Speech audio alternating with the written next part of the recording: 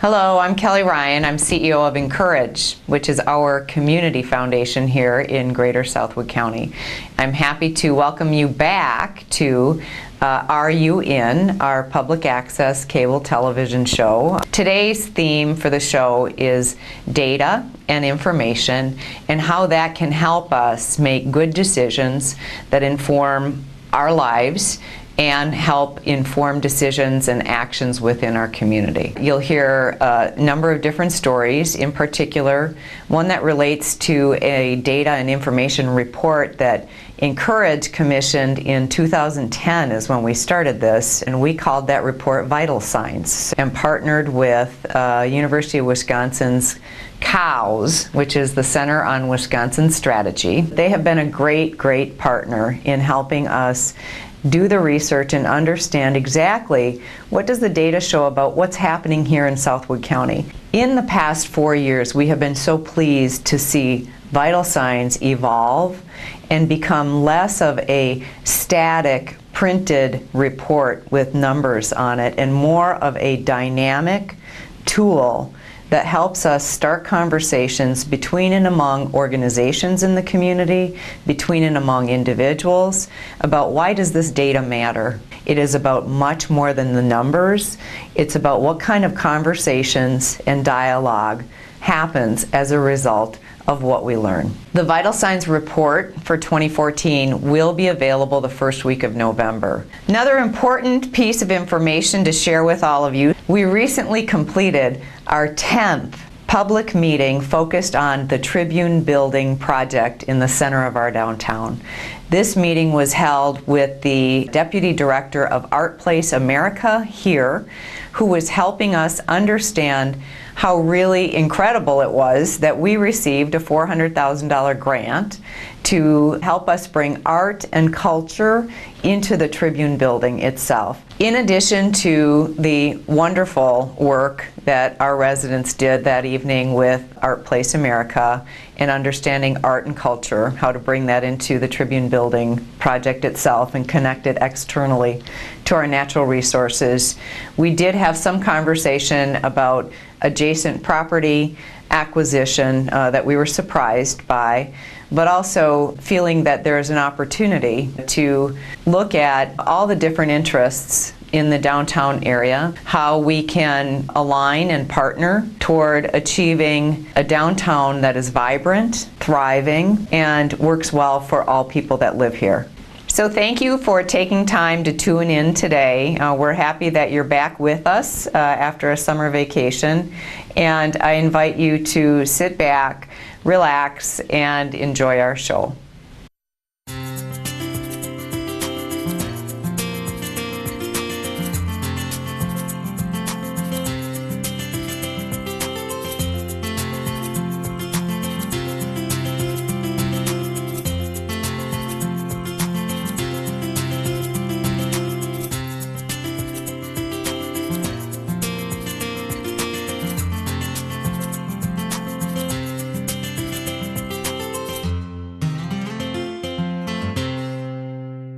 Hello and welcome to Are You In? A show by your Incourage Community Foundation. It recognizes and celebrates the many good things happening in our community. And there's a plethora. And it highlights the courageous work being done by our friends and neighbors. We're back from our summer hiatus. Hiatus! And we've got a lot happening on today's show. Did you miss him? That's right! Guess what, Carol? What? Incourage has a creed. That's so cool. It is. And today we'll see it through the eyes of our community members. You may even know some of these people. And if you don't, you'll meet them. You'll see how a What If grant is helping connect Lincoln High School students with community members and a local boat landing. And that's cool too. It is. And we're going behind the data with cows. That's utterly amazing. Cows on our show? How can that be? Well, you'll just have to wait and stay tuned, Rick. And of course, there's always a lot going on at Incourage. Find out what's happening this month. Today, we're on location at a local business. It's part of a monthly segment we call Where Are We in Southwood County? We're not giving away where we are. We'll give you a few hints, but you'll have to guess and stay tuned. Here's hint number 1. This business is a jewel in our community. Jewel? Mm-hmm. Okay, here's hint number 2. It's a new take on a former business. Final hint. They're using local partnerships for greater impact. Think you know what it is? We'll reveal where we are later, so stay tuned. You, our neighbors, are at the center of all we do here at Incourage. And we have a creed that focuses on the powerful and optimistic emotion that lies behind everything that we do. That's right. And what makes it even more powerful is when you hear our creed through your voices. Because together, we own our future. We all are Incourage.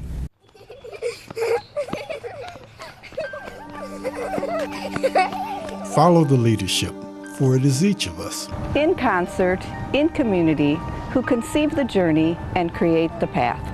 Together, we put the power of possibility to the proof, ignoring challenge, enacting change. Let allegiance to our hometown guide our attention. For vision is not only looking forward, or even looking back and wishing things were different. Vision at Incourage is looking to our left and right, to our friend or colleague, looking down the street to where our neighbors live, to the schools, the squares, the lines of beautiful trees and family farms. Look what we found! Look what we found! Look what we found! The tree that was a seed. The shelter that was a shell. The thriving business that was nearly out of business. Look also, and always with gladness, at what remains to be seen. We will move the trees for the forest, however hard or humble they were. We are founders. We are keepers. This is the community we must live in, own, and love. These are our neighbors, the people at the center of all we do. This is the place we love, our heart home. Moving vision to action, we've committed that our resources are 100% aligned with mission and our values of equity, inclusion, and opportunity. Together, we are shaping a new economy. We own our future. We are Incourage. This year we introduced a new funding opportunity, the What If Grant. That's right, Carol.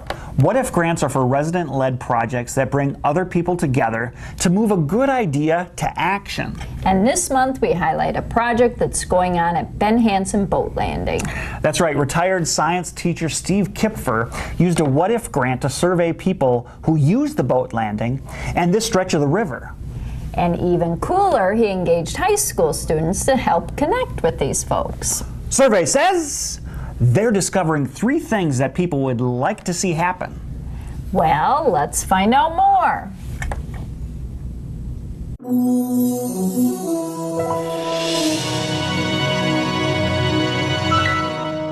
This is an important boat landing, and to improve this would greatly help the community. When asked what they did on their summer vacation, some students can say they helped with a Ben Hansen boat landing study. Retired teacher Steve Kipfer led the survey, enlisting the help of area high schoolers. Well, the high school students that volunteered to do this have been giving their time and effort to it, and they are stakeholders that we don't tap very frequently about their input and ask for their assistance. We're the unheard voice of the community, and I think that if kids come and fish and they're more welcome to talk to us and they feel comfortable talking to us instead of like an older person. What we wanted to find out was how much this landing was being used, and we wanted to take and have some numbers about how many boats enter and leave the area. And then we wanted to get some ideas from the stakeholders that use this. We wanted to find out if they had suggestions. I didn't want to bother anybody, but the more you talk to people, the more you find out they want to share their opinion because you know, they're here too, they want this to improve, and if we can work together to get those improvements, they're more than willing to share all their answers. Part of the study included a trail camera that tracked how often and when boaters used the landing. The neat thing of that technology is that it is monitoring 24/7, and I think all of us in the study, myself included, were absolutely taken back by how heavily utilized this boat launch is. at hours that you wouldn't expect. We learn at like what times the people like to come in, and surprisingly some people like to come overnight, which is actually against the laws.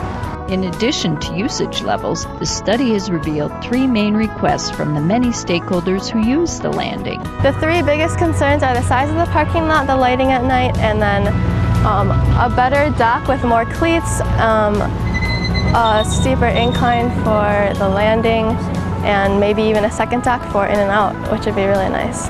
You know, it'd be nice to see the improvements in this boat landing. I don't know if it's in the cards or not, but it would definitely be nice. We plan on fishing this club. We've been doing it for a lot of years, and we plan on doing it for a lot more. This What If grant is a great example of how community members have come together to help improve access to one of our area's greatest assets, the river.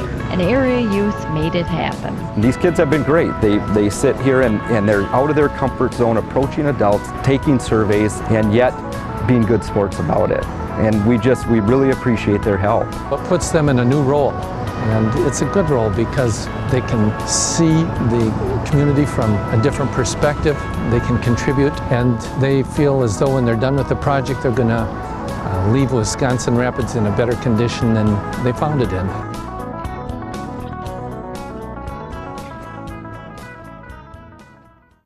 Well, since 2011, Incourage has published its Vital Signs report. Vital Signs research summarizes the most recent and best available data to help focus discussions on economic opportunity in the Southwood County area. We love data, but data alone can't make a community stronger. But understanding what the data tells us about local life can start a conversation about potential solutions. Absolutely. Today, we'll hear more about Vital Signs from one of our partners at the Center on Wisconsin Strategy, or COWS. Well, that brings us to the interview portion of our show today. And in the studio today, we have Michelle Mackey from COWS, that Center on Wisconsin Strategy. Michelle, we'd like to welcome you here to the studio again. For our loyal viewers, they'll know that, I believe, Carol, this is the 3rd time we've had Michelle on. That's right. It must be Vital Signs time. It is. Well, Michelle, could you talk a little bit about COWS' involvement in this project called Vital Signs, and as you see it, what does this do for our community in terms of understanding who we are and where we're at? Yeah. So COWS has been involved with the Incourage Community Foundation in producing Vital Signs for about 4 years now, and we're about to go into our 5th year. And it's been a great journey. Vital Signs has gone through a lot of different transitions in terms of the kinds of data that we present and the story that we're telling. And we've added, different vignettes and local stories over the years. I think that this year, what is really interesting to us is really pulling out the story more from the data. So we're really looking forward to the event where we get to talk a little bit to people about those stories and how the data will help folks to start to make some really informed decisions about the future of the community. We don't look at Vital Signs as just this list of numbers, but really about the story of the region. And what we've seen over the years is that it really has inspired some action and some new solutions in the community to figure out what's next and really improve things for the people and the regional economy. And you talk a little bit about stories. Do you have a story in mind that you could share with us? Yeah, one of the things we heard this year, there's a lot of really good stories in the publication this year, but one story that struck us, because what we like to do is sort of influence decision making, is that last winter, propane gas prices went up to nearly $4.50 a gallon. And for low-income families, that really hit a lot of folks hard. And in Wood County alone, there were about 3,000 families or individuals who needed assistance just heating their homes. So the local leaders got together with the governor's office and the congressional representatives to petition the federal government to do something about that. And as a result, we are likely to have what's called a low-income summer fill program this year that will enable people to buy propane at the lower summer prices. And at the state level, the state has decided to incentivize that by offering families that provide $50 towards buying in the summer, an additional $300 in order to increase the quantity of gas, propane gas, that they can, sort of build up so that they're not worried about heating in during the winter months. Which is nice for the state because they have to spend less on assisting people because they're getting it at a reduced price, and it's nice for families because they're sort of secure in knowing that they'll be able to meet their heating needs. So we like that because it shows the power of looking at challenging data and then coming together and making a change. What are some of the focus areas that are highlighted in vital signs? Yeah, traditionally we look at economic indicators. So what is reflecting economic growth in the area, such as business starts and jobs and things like that. We also look at economic opportunity indicators. What kind of skills do you need to meet the future jobs and things like that. But this year we added some public health data. So we looked at how healthy the community is from common public health indicators. As well as some things you don't think about with community health, such as how many trails do you have and how many recreational activities are there around. So we're trying to build this really comprehensive view of what a healthy community looks like. Getting towards the political fall season, and specifically here in Wisconsin, we hear a lot of different data sets thrown around, right? So can you talk a little bit about, from COW's perspective, how do you approach data in terms of looking at the different sources and ensuring the integrity of the information going forward? Because that's, we're all going to be struggling with what data source do we believe? What's the right data? Great question. And it's something we work with the foundation on a lot, because you can go out and survey all your businesses and get a sense of what jobs they think they're going to have. You can look at the federal numbers, and the federal numbers, there's different series. Are they measuring that over a year? Are they measuring it over 5 years? So generally we feel that, if you're looking at numbers that have been collected over a vast period of time, consistently in the same method over time, and you have a broad source for that data, so you're sampling a lot of people, that's going to add some reliability to the data. So at COWS, we tend to rely on public data sources that have been collected over decades. And you can see a series of that data, and you know that they're going out to a vast number of people. That's not to say that surveying your local business isn't also a good idea. You just have to realize that data can fluctuate a lot more quickly than the public data does. Why should people use vital signs? We're talking about what's available. What's in it for people as far as utilizing it as a tool? Yeah, we think that and we've learned at the Vital Signs events that people all take away different stats. They find different data and information interesting depending upon what they do for work or what their interests are in the local community. But what we hope is happening is that regardless of what statistic you find interesting, you walk away thinking, oh, what can I do with this? How can I use this information plus my talents and my experience and knowledge and my resources to really make a difference in the community? And in the example I gave earlier, we're seeing people do that. So I think, you could look at it, like I said, like a list of numbers, but really when you delve into those stories, you see areas where in your everyday life you can make a difference. We do a little bit on local food in this edition, and you can see that, oh, well, if I buy from this place over that place, I am contributing to our local economy. So we just think it's interesting the way that you can meld the data with the story in order to help people to make decisions. Based on all the data that you've reviewed so far, any surprises or any changes that have been instructive? Yes. So last year at the event, I think people took away two pieces of data. One was that the women in the workforce had surpassed men. So we were at like 52% of women in the local workforce. And the other one was that the diversity of the youth was increasing, even though in the adult population it hadn't changed at all. And so this year what we're seeing, and it'll be interesting to see if other people catch on to this, is that a statistic that everybody pretty much knows in Southwood County County, which is that the region is aging faster than the rest of the state, collided with the post-recession job data to give us some really, really good news. So basically, the state is projecting over the next decade that the region will have about 7,500 jobs, replacement opening jobs. And so that's people who retire and leave a job open. And when you add that to the 2,300 in job growth, so new jobs added, you're looking at great opportunities. So in the event this year, we're going to highlight where those jobs are, what industries, what occupations, and what that means in terms of the quality, you know, the kind of incomes, the kind of skills for young people and young families that want to make Southwood County their home. So we're pretty excited about that, and we're glad to see that intersection, you know, happen. So people should come to the event to find out where those job opportunities are. Well, great. Well, thank you so much for joining us today. A lot of good information as always. And Thanks. Appreciate you being here. Thank you.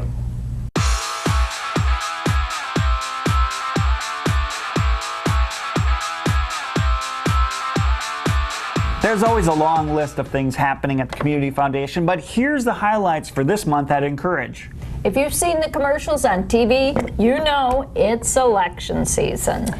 If you've ever thought about running for public office but didn't know what's involved, we've got a workshop for you. Why and How to Run for Public Office will tell you what's involved, who to contact, and how to get started. That's right, we need good people to run. Mark your calendar for Wednesday, November 19th at 6:30 p.m. in Macmillan Library's all-purpose room. It's sponsored by the Wisconsin Rapids League of Women Voters. And did you know you don't have to be a woman to be a part of the League of Women Voters? I did know that. Pretty cool. On September 30th, we wrapped up the Tribune Building Project's final design meeting. Thanks to all who attended and provided their input, and stay tuned for future developments. You'll find details from Tribune Building meetings at tribunebuilding.org. Check it out. Every month we're working on many projects, but that's what's happening this month at Incourage.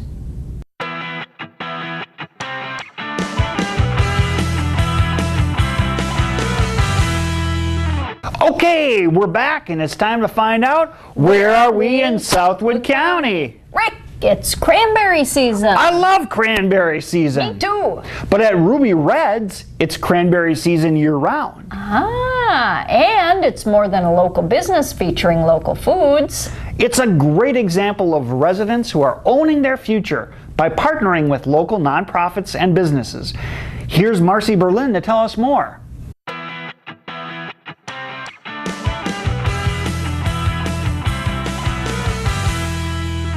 Ruby Reds is located at 4081 8th Street South in Wisconsin Rapids, Wisconsin.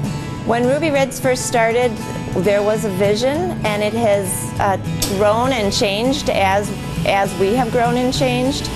As I said, we have now a retail store, and that has just grown by leaps and bounds month by month. Ruby Reds is really here in the heart of Wisconsin and the heart of cranberry country to share the experience of the cranberry.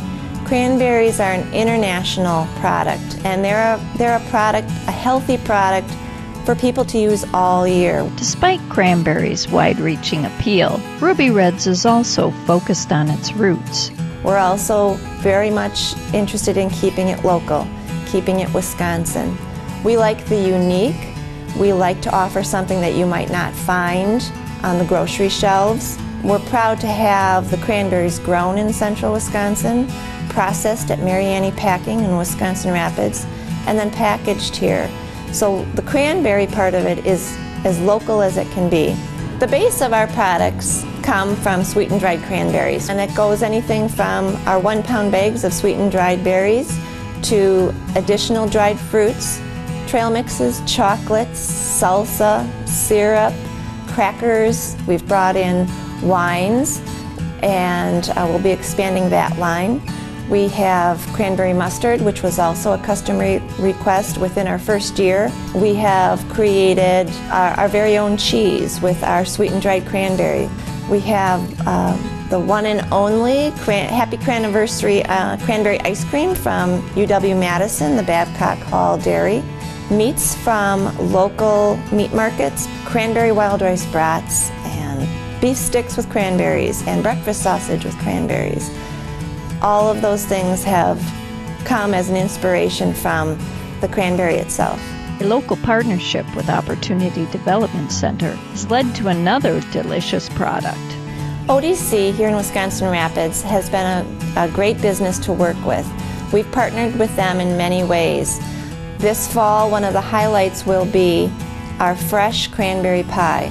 So as soon as our fresh berries come in this week from harvest, which are starting now around the area, one of our first things is to offer fresh cranberry pie. Marcy knows that success doesn't happen without the community's support. She also knows what local products mean to people. Having the support of the community behind us really kept us going. The customers have been so encouraging. Other businesses in the community have been so encouraging, and they use us regularly, either in just spreading the word or they use our services here.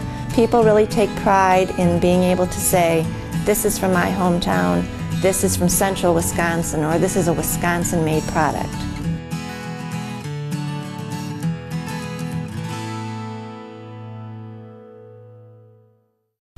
Well, that's it for today's show. We appreciate you going behind the scenes with us to see why data is important for our community. Love data.